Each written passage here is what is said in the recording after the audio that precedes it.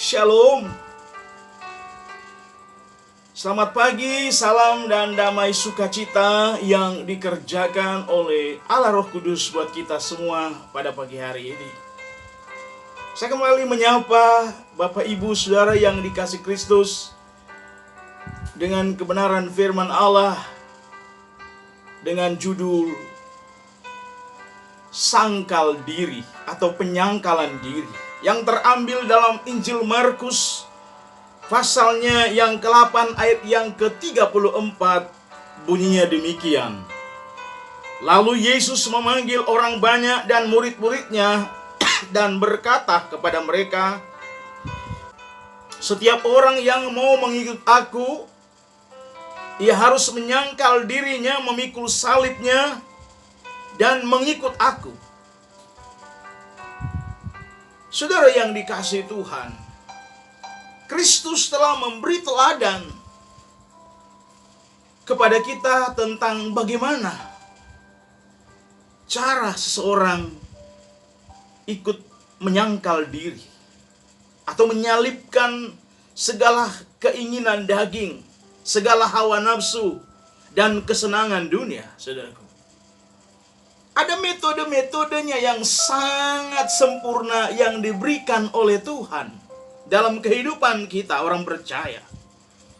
Di dalam firman Allah, selain dalam Markus pasal 8 ayat 34 dan ayat yang lain dalam Filipi pasal yang kedua ayat 6 hingga ayat yang ke-8, kita tahu bersama Kristus, saudaraku, Dia rela meninggalkan kemuliaan surga. Dia berasal dari surga, tetapi dia menghampakan diri, bahkan menjadi manusia, dengan maksud dan tujuan adalah melayani manusia. Dan dia memberi teladan dengan kerendahan hatinya. Dia Allah. Dia tidak menganggap kesetaraan diri dengan Allah yang harus dipertahankan, tapi ia datang serupa dengan manusia. Saudara yang dikasihi Tuhan, karena itu dalam teladan Kristus tentang penyangkalan diri sebagai satu ujian ketekunan kita umat Allah kepada Kristus. Haleluya.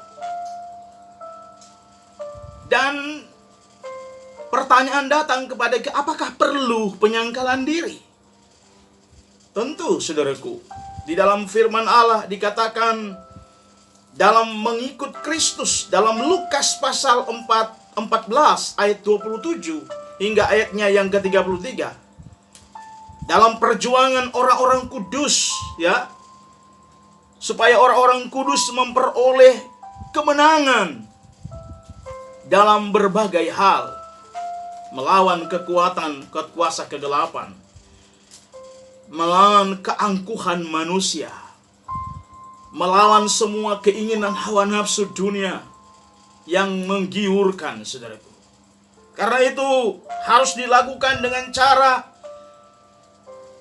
dikatakan oleh kitab suci menolak kefasikan dan segala hawa nafsu dunia. Dikatakan dalam kitab Titus 2 ayatnya yang ke-12, mengendalikan nafsu makan juga, saudaraku. Selain demi kesehatan dan nafsu makan itu perlu, saudaraku. Di dalam Amsal 23 ayat yang kedua, di sana diuraikan secara gamblang. Selain itu kita menjauhkan diri dari keinginan-keinginan daging. Seperti yang dikatakan oleh Rasul Petrus dalam 1 Petrus pasal 2 ayat 11. Tidak menuruti keinginan manusia, saudaraku. Dalam 1 Petrus 4 ayat yang kedua. Selain itu, kita perlu mematikan segala nafsu duniawi. Sebagaimana yang tertulis di dalam kitab Kolose 3 ayat yang kelima. Penyangkalan diri itu perlu mengapa? Supaya tidak mencari kesenangan diri sendiri. Tidak hidup menurut daging. Dalam Roma pasal 8 ayat 13. Tidak mencari keuntungan diri sendiri. Dalam 1 Korintus 10 ayat 24. Tetapi mencari keuntungan orang lain. Membantu orang lain yang lagi mengalami kesusahan. Terhadap segala sesuatu yang diperbolehkan sekalipun melalui penyangkalan diri. Bahkan Alkitab berkata kita melepaskan diri dari segala miliknya. Dalam Lukas 14 ayat yang ke-33. Memikul salib dan mengikut Kristus. Menyalibkan daging dengan segala hawa nafsu. Disalibkan bersama dengan Kristus. Sebagaimana dikatakan di dalam Galatia 6 ayat 14. Menanggalkan manusia lama, tabiat-tabiat dosa. Efesus pasal 4 ayat 22. Manusia lama, karakter-karakter yang menyakiti hati Allah dan sesama. Maka hendaknya jangan ada lagi dalam hidup kita. Kita berusaha. Cara bagaimana supaya karakter lama diubah oleh Allah jadi karakter yang baru. Tabiat-tabiat lama diubah oleh Allah dengan tabiat yang baru.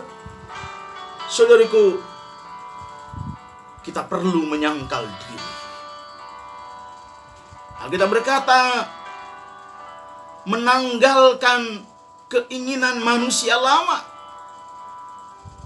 Bahkan lebih menyukai Kristus dan segala hubungan daripada segala hubungan dengan duniawi, saudaraku. Kita tahu bersama duniawi adalah segala sistem nilai yang menggiurkan, yang menantang Allah dan kehendak Allah. Itu perlu kita tanggalkan, saudaraku. Kita tahu bersama kita juga dikatakan ibarat sebagai orang asing pendatang di bumi ini, saudaraku. Kita perlu membawa diri kepada Tuhan.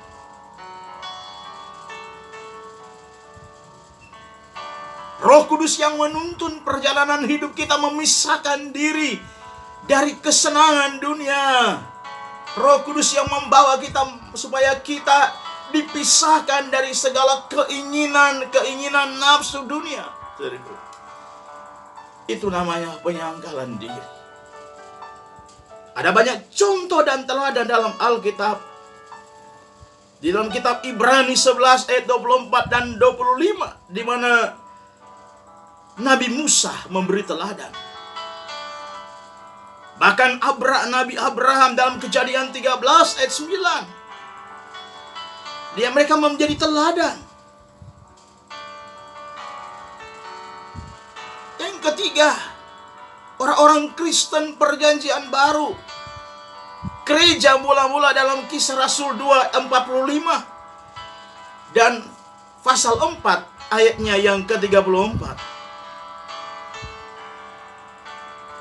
Bahkan para rasul sendiri, hamba-hamba Allah sendiri, saudaraku, menjadi teladan. Dalam Matius 19 ayat 27.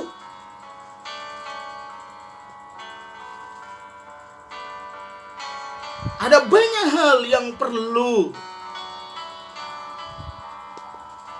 kita sangkal diri adalah demi kebaikan kita bersama. Sebagai hamba-hamba Allah dan sebagai umat-umat tebusan darah. Mungkin selama minggu kita kurang menyangkal diri. Biasanya suka berdoa, tapi lama-lama kendor. Suka memuji Tuhan, tapi lama-lama menghilang pujian. Suka menyembah Tuhan, tapi lama-lama bosan menyembah Tuhan, memuliakan Tuhan. Kita perlu menyangkal diri.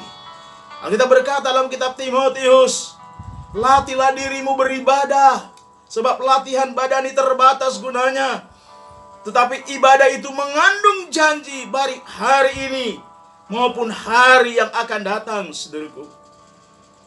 Ada ikatan perjanjian ketika kita taat dan setia kepada Allah. Karena itu jangan pernah kendor. Hari-hari ini mungkin kita diberi talenta oleh Tuhan, mengerjakan bagian yang Tuhan beri dalam hidup kita, memberi tumpangan kepada siapapun, memberi perhatian kepada mereka-mereka yang lagi kesukaran. Kita perlu menyangkal diri.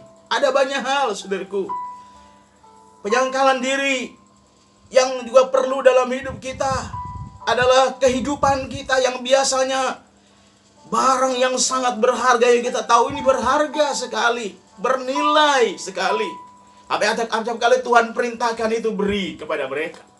Beri kepada mereka yang kurang beruntung, saudara. Bukan berarti semua harta kita beri, tapi bagian yang tak kalah penting dalam hidup kita yang biasanya menjadi kesenangan kita. Kita berkata, berilah kepada mereka yang tidak berpakaian. Berilah kepada mereka yang kurang beruntung. Itu juga dalam bentuk penyangkalan diri, saudaraku. Kalau dengan demikian Alkitab berkata kita mengambil bagian dalam pekerjaan Allah, menyangkal diri seperti mana yang diajarkan oleh Tuhan Yesus, menjadi murid Tuhan. Dikatakan dalam Markus pasalnya yang ke-8 tadi ayat 34. Ketika Tuhan Yesus memanggil murid-muridnya dan orang banyak,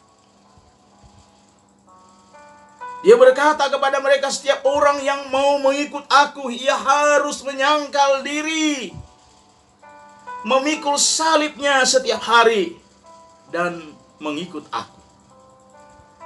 Saudaraku, jadilah orang Kristen yang taat kepada Tuhan, tetap penyangkalan diri di hadapan Tuhan. Demikianlah kebenaran firman Allah. Mari kita tunduk kepala, kita berdoa. Bapa yang baik, dalam nama Tuhan Yesus Kristus, hamba telah usaha menyampaikan kebenaran firman Allah dari hal penyangkalan diri. Kami menyadari Bapa, ketika kami menyangkal diri sebagaimana Tuhan mengajar kami selama 40 hari 40 malam. Engkau rela tidak makan, tidak minum. Engkau mengajar kami supaya kami menanggalkan semua keinginan nafsu dunia, keinginan daging, keinginan manusia. Engkau memberi teladan sempurna dalam hidup kami. Seyogyanya kami hamba-Mu, umat Allah, melakukan itu dengan baik dan benar. Terima kasih sebab kami tahu, kami percaya ketika kami mengadakan penyangkalan diri, ada kuasa dari Roh Kudus menguasai hidup kami. Ada kekuatan baru dari Roh Kudus beri dalam hidup kami. Terima kasih Bapa. Kami percaya kekuatan kuasa kegelapan dikalahkan melalui penyangkalan diri masing-masing kami, umat-umat tebusan darah-Mu. Biar kiranya firman Allah ini termeterai dalam hati setiap umat-umat Allah yang mendengar firman dan nasihat Tuhan pada pagi hari ini. Di dalam nama Tuhan kami Yesus Kristus kami berdoa, mengucap syukur. Haleluya, haleluya, amin. Tuhan memberkati kita semua. Amin.